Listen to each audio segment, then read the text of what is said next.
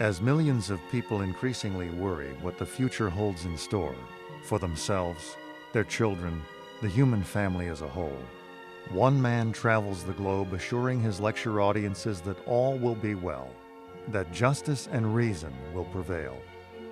In the midst of today's chaos and strife, British artist and futurist Benjamin Creme speaks with total conviction, not about the inevitability of a troubled world, but about a brilliant new civilization in the making, inspired and guided by a group of highly evolved spiritual teachers who are now among us. At their head, says Creme, is the world teacher, Maitreya, who embodies the aspirations and expectations of all people, religious and non-religious alike. Benjamin, how can you be so sure that humanity will not destroy itself?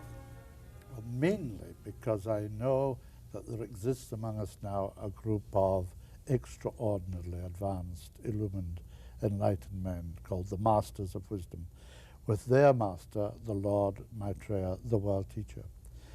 And they know, they're omniscient, they know that the hearts of humanity are sound, and they know that we can respond to the good, the indwelling good which rests within every one of us, and that we will respond and make the changes, political, economic, and social, which will guarantee that we will not destroy ourselves.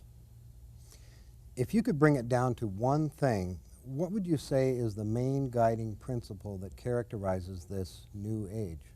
Well, it will be the principle of synthesis. We will learn to synthesize all aspects of our life and the whole of humanity into one group. The age-old dream of the brotherhood of man will become a reality for the first time.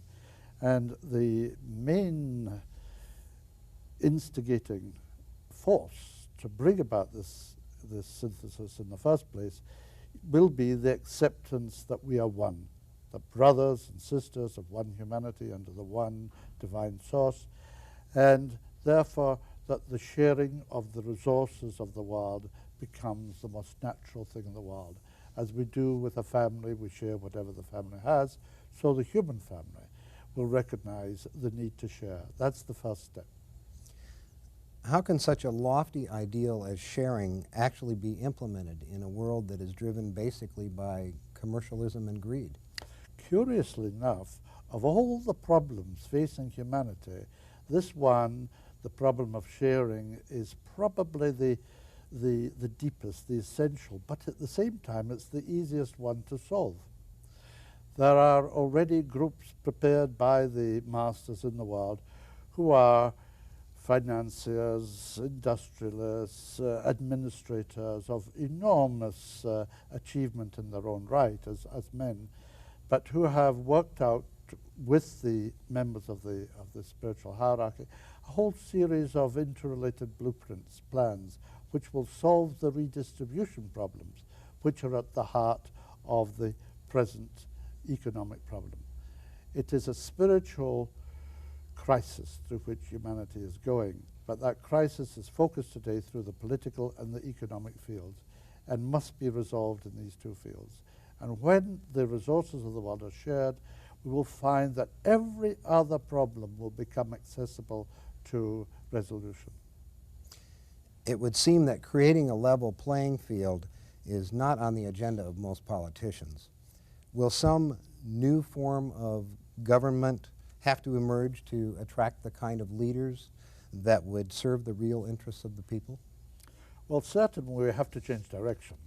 The present myth that we are playing on a level playing field will soon be exploded. I mean, it's very simple to see that countries like third world countries like Zaire, Uganda, Tanzania, and so on cannot compete on a level ground with United States, Japan, Germany, or any of the G7 nations of the world. And yet they're asked to do so. They're expected to do so. So that the G7 nations, the industrialized nations, see it as their prerogative that they should have the monopoly of all the resources of the world. That cannot pertain because the divisions between the developed world and the third world have between them a growing tension, and these tensions will lead inevitably to war. Now, we can no longer afford the luxury of another war. Another war would be nuclear and would destroy all life, human and subhuman, on this planet. And so we have to change direction. And the masters are in position in the world now, a growing group of them, precisely to show us this fact and to turn us away from the precipice and show us that by sharing, creating justice in the world, we can create true and lasting peace. And that is the only way. Let's talk about crime and drug abuse for a minute. They're both reaching epidemic proportions throughout the world. What will it take to reverse this trend? Well, the transformation of our political, economic, and social structures will be the first step. People take to crime because of injustice, because there are very, very rich and very, very poor. There are very rich nations and very poor nations. And even within the nations, there are very, very rich groups and very, very poor groups. And the more these divisions pertain, the greater is the incidence of crime. Now, through market forces, the play of market forces and the growing commercialization of all aspects of our life, these divisions are growing within the nation. So crime is growing. It's not to be wondered at that crime is growing. The question is to find the cause. You must look at the cause. Why do people turn to crime? Why do people turn to drugs? They feel alienated. Those who have not see those who have. They get angry, they get envious, and they want to take it out on society, which is themselves. They are a part of society. So they see their own inner worth, but they see the separation between that sense of themselves and their alienation from the society of which they are a part. So they take it out on themselves and of the society. They turn to crime and or they turn to drug abuse. If they turn to drug abuse, they are simply expressing their alienation, their spiritual anguish and spiritual starvation, which is driving them literally to slow suicide. The way to reverse it is to restore purpose in people's lives, change the circumstances in the environment. The inner cities is no place to bring up other than criminals and drug abusers. We have to transform our cities and create situations in which people can truly realize their potential, which the masses would call divine potential. As a teacher, I'm particularly interested in reforms that you see taking place in the approach to how we educate our children.